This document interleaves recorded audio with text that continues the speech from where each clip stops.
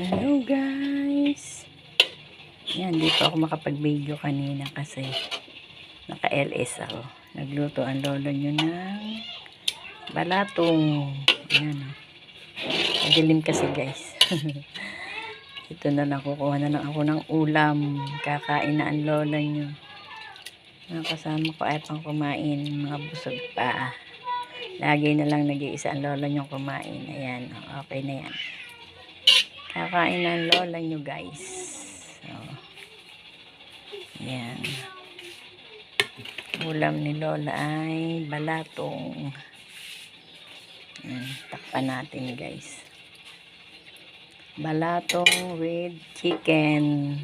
Tsaka patola. Kuha tayo ng kutsara guys. Yan. Yan. Ito.